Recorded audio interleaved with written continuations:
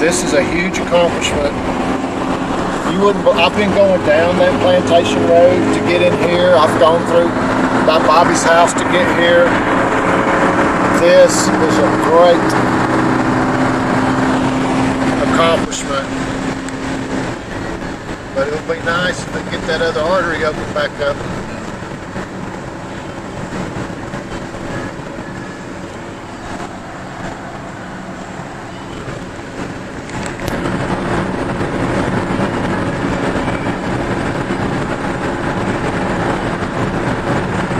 Looks like they got some radar camera speed ticket things in order.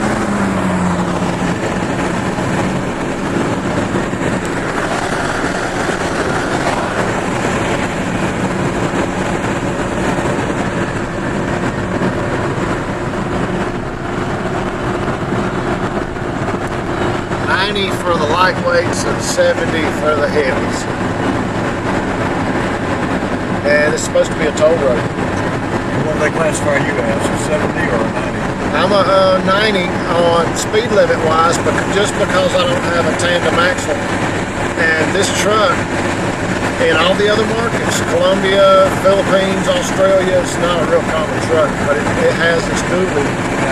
But for here, and when I bought it, to have a dually, you gotta have the CDL. And I didn't have my CDL at the time I bought it. Well, you don't really need a dually for most of what you're doing, and it would just mean more tires to buy. Yeah, more tires to buy, and the possibility of more equipment failure. Yeah. Upkeep and buying more fuel. And in this terrain of being in a constant turn in these mountains, I'll buy 6 at a time again. I'll rotate 6. Because they go 18 months. Bam. It puts a big strain on the tire, doesn't it? How about brakes up here? They don't last too long either, do they? I went through the pads, the front pads at 30. And I just did the front pads and the shoes at 60,000 kilometers. Yeah. And because I am considered medium duty heavy to the emissions and safety inspection people, I go every 6 months for that. And they expect me to get on dyno right behind a Mack dump truck and stop it with the same aggressiveness. So I mean, I have to load up sandbags, 5-gallon water bottles, put a lot of weight on the back of it, and have my brakes right, and adjust it down so tight that the truck will hardly move. Every 6 months, every July and November, just come out of there last month. Do they have pretty good service facilities here, okay? For vehicles? Yeah. You know, there's a lot of shade trees to be found, and his tool selection is pretty limited. Not going to have no computer code troubleshooter, nothing like that. He's going to take forever, whereas a shade tree back home might get you out in a day or two. Yeah. And I go to the dealership. The reason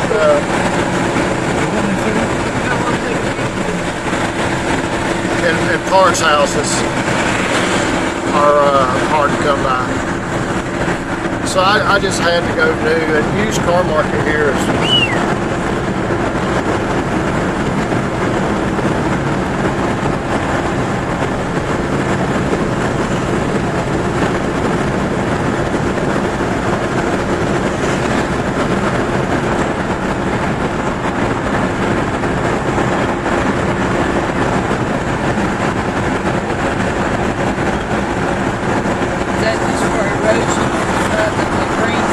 yes, absolutely. You don't want that side coming down here. Yeah, and it's you know, it's got a little fertilizer, got a little seed in it, and hopefully you'll see little patches. After this next rain season, it'll blossom up and really take hold then.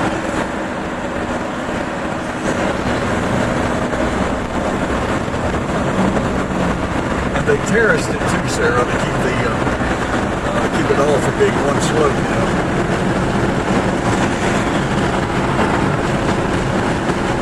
As police doing their job. I'm right on 90.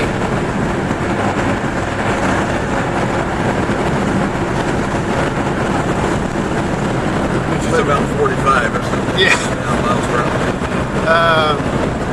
100 is 62. Oh, okay. I think 90 is 51. Okay.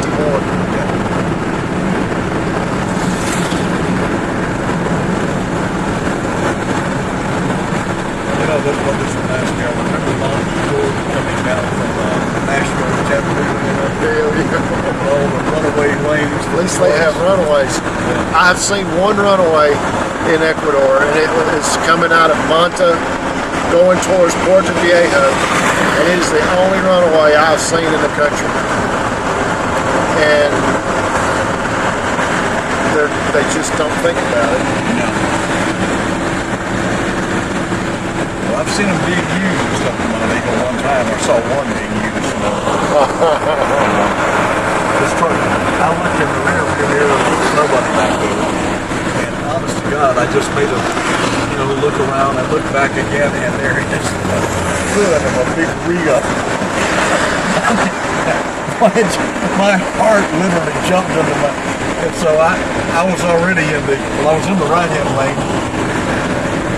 but I swung to the left, and he went, and it was like, by me this way, oh my God, and when I went around the next, or maybe it was 2 curves later, he's off out there in the gravel. The clouds of dust are coming down, and he said his tires, wheels were smoking, I'm sure that was not all that was smoking. I'm sure his trousers were too. What kind of hunting do they have, if any? Not much. Hunting? Yeah. I doubt if they have hunting, except bird hunting, probably. The Jaguar? well, yeah, all the natives, they don't really care about Quito and whatever political laws. They kind of do like they want. And I seen a dark reddish colored deer in Mendo just come around a curve, kind of caught him by surprise, and he jumped on off like he went back home. He knew he didn't need to be around no somebody about to go to the bathroom. In a hurry. But they, bless their hearts, they'll kill an Andean speckled bear. Doesn't make a difference to them. They're eating it, but They're killing Andean speckled bears. They'll kill the condor, the national bird. they eat it. But no, you're not. Ecuador is a UNESCO, all that stuff, and it really probably needs to be. Just slide down to Argentina, you can do all the quail and dove you want, even big game. That's where we have a friend, Craig Wilson. It's a tiny country. It's the second smallest country in South America. Lots of deer and stuff. But very biodiverse. And in the eastern Oriental jungle, the Amazon, those guys will take blowguns and knock a monkey down out of a tree, a dozen of them, and take them back to camp. That's their camp meat. Yep. Wow, we got two dragsters here. Y'all can do it, fellas. Loaded to the gills. They will load them. There's no DOT here that I'm aware of. I've never. They load them to the tire spot, huh? They load the hound out of them.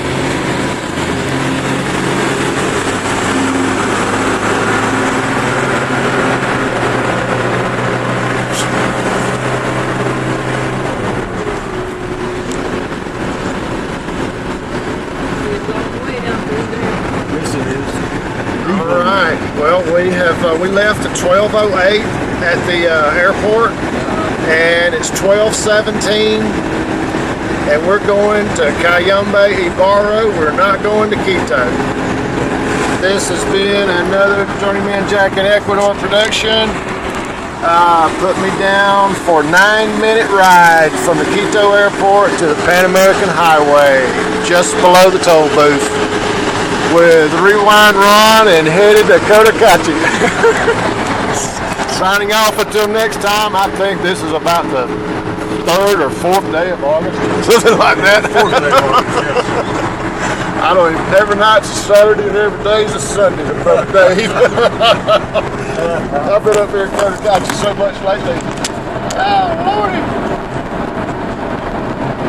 And see, I'm another hour that away to the west at the middle of the World Park.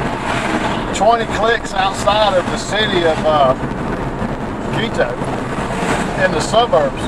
So I had to kind of do some Good drive. goofing around to get to you guys this morning. I said, Bobby, I'm like Winston Wolfe on Pulp Fiction. I'm 30 minutes away. I'll be there in 10. Well, we sure are glad that you're available. Short notice. I've got I'm bringing the family up here tomorrow morning. If they get if their law firm turns them loose with the go-ahead, and we were going to Cuenca, but they've been looking at my pictures of Cotacachi and says, you know, we talked on Skype last night. They said, you know, Jack, what do you think about we change up and go to Cotacachi? I says, hey, you know, where y'all from again? They said, Warrenton, Oregon. Okay, I said, what size town? He said about 10,000. I said, really?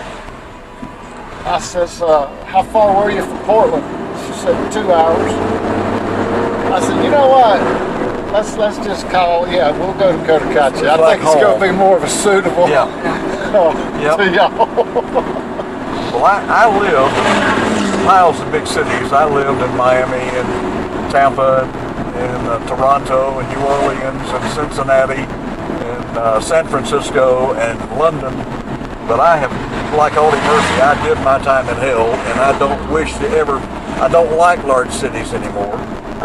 When we drive, and we were in Atlanta, as a matter of fact, we've been in Atlanta a lot lately, you know, but last Tuesday I was thinking, if I never have to drive in another city the size of Atlanta, I'm perfectly happy. Of course, naturally, the trip down to Miami is bumper to bumper too anymore. When you get over, the turnpike was closed. They had something happen on it, so the last like 50 miles out of Miami, you had to get off and get on I-95. Well, you're off on at the Palm Beaches, and it's just non-stop city, as you well know, all the way down to Miami. So we called it in drive time Friday afternoon. It was just absolutely, I mean, you could not have put another paint job on any of the cars, but there wouldn't have been enough room on my 95. So it just reinforced my idea